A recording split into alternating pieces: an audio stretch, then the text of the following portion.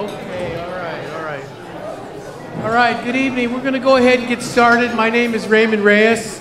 I'm a board member of the Fig Tree, and I'll be serving as your MC this evening. We want to start off right from the very beginning in a good way, knowing that we're on the ancestral lands of the Spokane tribe. I want to introduce a Spokane tribal member, a friend, a colleague for many years. His name's Barry Moses. I want to start off in that way. Barry?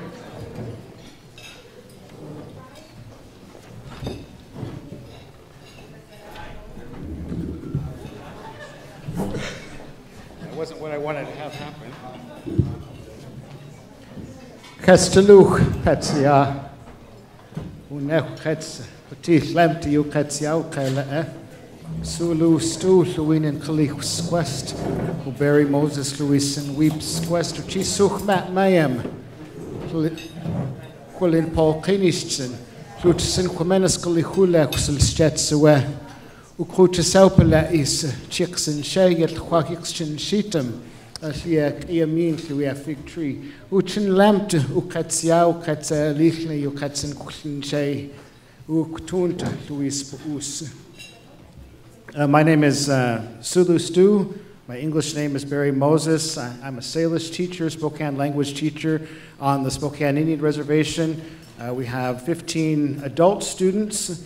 We're a critically endangered language. We have only two first-generation speakers left in our community that we know of, and we're trying to reverse that trend. So I was asked to do a song today in an invocation. A lot has been made in the last few years about land acknowledgements, and I'm never quite sure how I feel about them, to be honest with you. There's a lot bundled in there that is sometimes uncomfortable. But when I think about land acknowledgements, a short story comes to mind. You may remember some years ago there was an archaeological dig in Peaceful Valley, right off the road from People's Park, that the city was putting in sewage or drain pipe or something there, and they uncovered artifacts. And under federal law, then when artifacts like that are found, then they have to contact the tribe whose traditional territory it is. So my family, being involved with a lot of the traditional teachings and traditional spiritual practices, participated in that. One day I happened to go down to the dig because my aunt and my uncle were there, and they had a chain link fence around this big hole. It looked nothing more than like maybe the foundation for a house that was about to be built, except the archaeologist was sitting through there, and he said, "Would you like to come inside?" And I said, "Of course I would." So we climbed down a little ladder, and we went down, and he was showing me all the different layers of soil that all the different years, and somehow that's a calendar for them. I guess they can make sense of how many years that would be. And he said, we can count back 11,000 years. And beyond that, we come to a solid layer of bedrock, and we can't date it any further. So at least 11,000 years, and there's evidence of human habitation on this exact spot for 11,000 years. And then on that slab of bedrock, there were black circles of charcoal. And he said, these are the campfires from 11,000 years ago. And I stood there being kind of the emotional person that I am, kind of got teary-eyed. I thought, these are the fires of my ancestors 11,000 years ago. And in the interim of 11 millennia, there was a relationship that formed between the Spokane people and this land. And in some spiritual traditions, they might call that a covenant, a reciprocal relationship, an agreement that we care for the land and the land cares for us. And so in the spirit of that, when Mary said, well, where should you be on the agenda? Well, perhaps it's presumptuous of me to say so, but this is my country, and so I'll go first.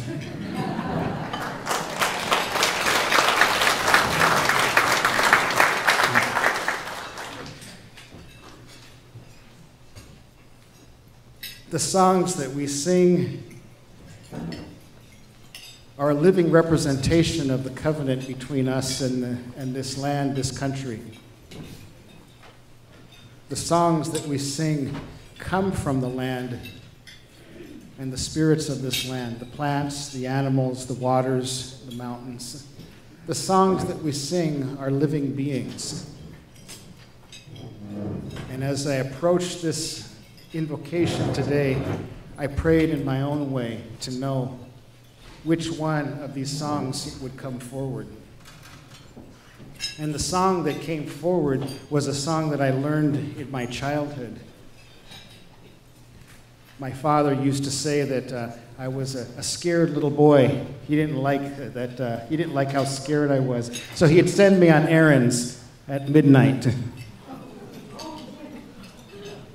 Oh, we're out of butter at midnight. You better go across the meadow, ask your uncle to see if we can borrow some. Dad, can I wait? No, I can't wait till tomorrow. So then I would be walking across the meadow by myself, and owls and tutus and scary things. I'd be 7, 8, 9 years old, and sometimes I'd sit in the middle of the trees and I'd cry. And a song would always come. And every time I got scared, that song would come back. And it wasn't until I was much older that I realized that that was an ancestral song. It wasn't mine. And so that's the song that came forward today. And I think of the state of the world, and calamity and tragedy and war and conflict. And sometimes it's difficult to not be scared. But the song reminds us that there's always a higher power that's watching over.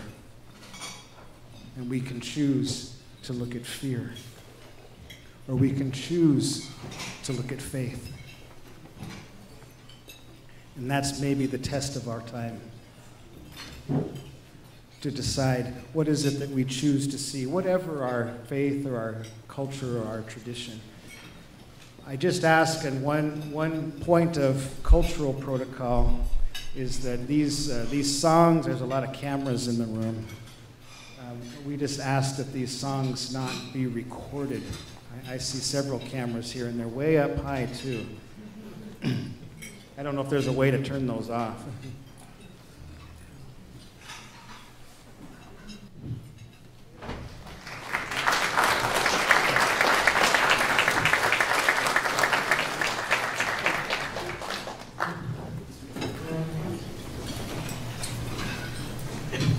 Power of pause, huh?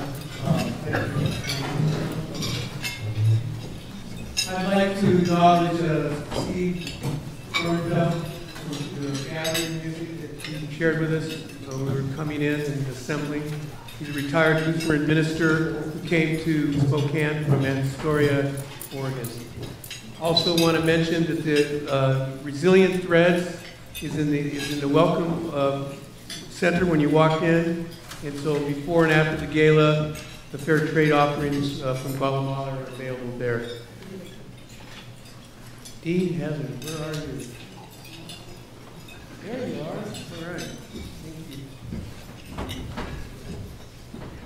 Raymond, thank you so much. It is an honor for St. John's Cathedral to be hosting you all here for this 40th anniversary of the Fig Tree and this gala. I am so glad that you are here. It is great to see faces that I've seen at various progressive events here within Spokane, and it's just our joy to be able to be open in this way. I've been asked to offer a brief invocation, and because I'm Episcopalian, I can promise you it will be brief.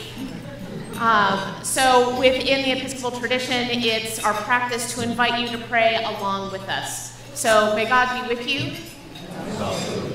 Let us pray. Gracious and loving God, whom we know in a variety of forms and names and understandings, we give you thanks for the work and ministry and advocacy and presence of the Fig Tree, for those who have supported it across these years, for those who have created it across the years, for the vision to say there is a need for this other kind of news and of way of being together here in the Spokane region.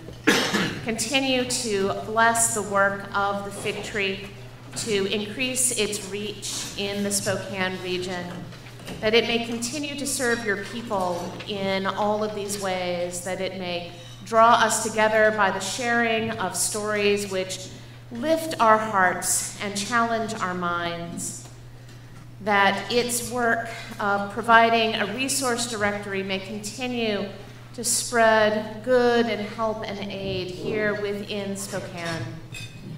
And that for all of those who are gathered here on this evening, that we might come to know more deeply the richness of the stories that we have here, that we may learn a new story from one another, and in those ways that we may be blessed.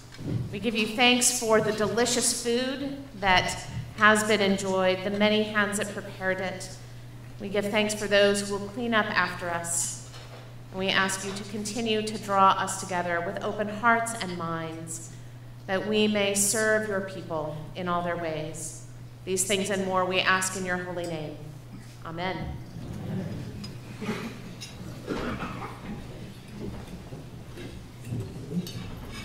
you. Now I would like to introduce Betsy Wilkerson, currently serving as the City Council President for the City of Spokane, for the Mayor's proclamation.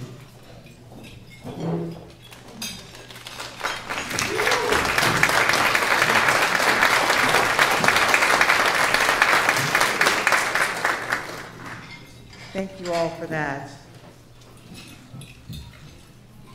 I hope you all feel it. There is such a sweet spirit in this place this evening. And I acknowledge the many faiths that we are under the same roof, worshiping together, breaking bread together, communicating with each other together. To me, this is Spokane. So for that, I thank you, and I'm honored to read this proclamation to you today on behalf of the mayor.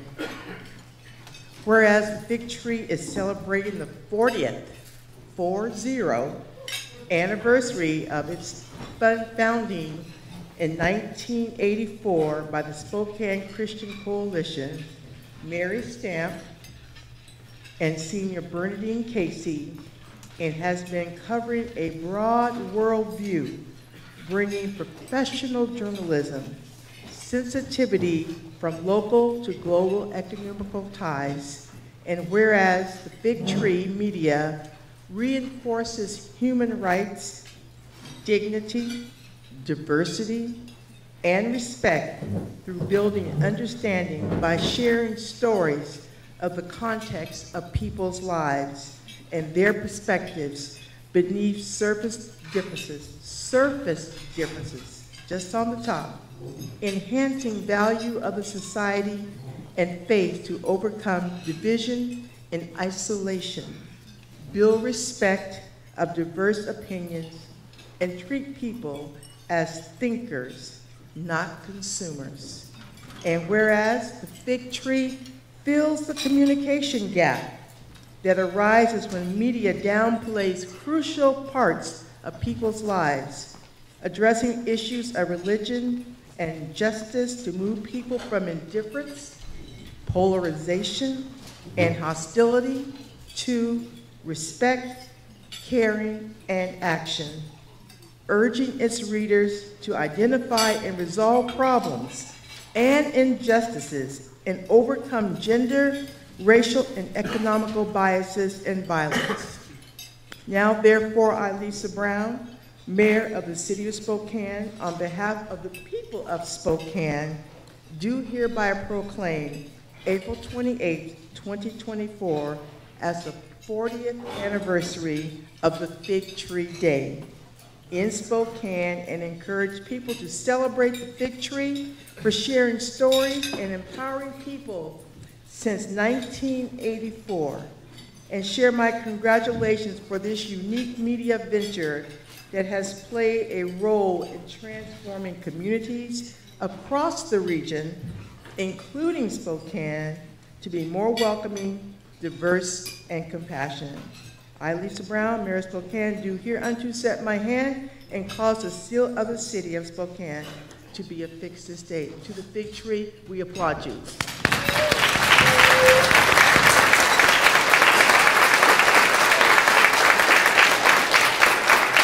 And for this, I gladly give to Ms. Mary Stanton.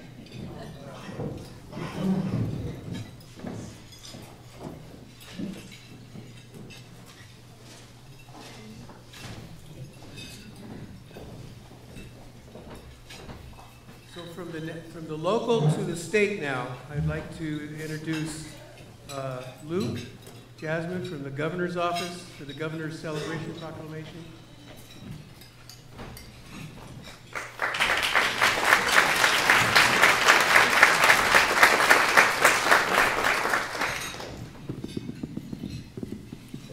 Turn this up here. Let's see. Oh, like this. Yeah, that makes more sense, doesn't it? Well, good evening, everyone. Good evening. All right, that was some scrumptious food, huh? Yeah. Yeah, we can clap for the food. Let's do that. Yeah. Hey, feast is amazing. So, my name is Luke Jasmine. I serve as the Eastern Washington representative for the Governor's Office, and I'm based out of Spokane, and I cover the 18 eastern counties doing constituent services. And what I'll say is, in my journeys all across Eastern Washington, I'm proud. I'm proud of the Fig Tree. It's remarkable how many different groups of people you're able to get together. Just look at here tonight. Look at all of us here tonight. And just the resource that you provide for not only folks in Spokane and communities in Spokane, but all throughout the Pacific Northwest. So that's just from Luke Jasmine, a special thank you for what you do, Fig Tree, and for everyone who supports the Fig Tree. So that is actually not what I'm here for. What I'm here for is to read the proclamation from the governor of our state. Whereas the Fig Tree is celebrating the 40th anniversary of its founding in 1984 by the Spokane Christian Coalition, where Mary Stamp and Senior Bernadine Casey as co-editors, and has been published in print and online since the time, covering a broader worldview than most media offer, seeking to create a cultural peace, justice, stewardship, and respect to empower congregations, nonprofits, businesses, and communities of the Inland Northwest to seek creative, nonviolent solutions to engender hope. Whereas the Fig Tree serves to share stories that build bridges across communities of the Inland Northwest, publishing a print and online newspaper and resource directory that empower congregations, ecumenical and interfaith ministries as they share information on human services, children, family resources, healthcare, senior services, the list goes on. Whereas the Fig Tree provides a forum for exploring ethics in news reporting, as well as teaching individuals and groups on media literacy and on peace solutions journalism. In a climate where many media still dwell on sensational coverage of sex, conflict, violence, and what's broken, fostering addictive consumption that foments extremism, the Fig Tree engages with people who believe they can make a difference by being involved in empowering their relationships, communities, society, nation, and world. Therefore, I, Jay Inslee, Governor of the State of Washington, on the 20th day of April 2024, join in recognizing 2024 as the 40th year that the monthly ecumenical, interfaith, multicultural publication has been printed. Send my congratulations for this valued media outlet that shares stories, empowers people, And I commend the Fig Tree newspaper and resource directory for providing trusted journalism coverage that helps the people in the Inland Northwest work together to enhance their communities. Thank you.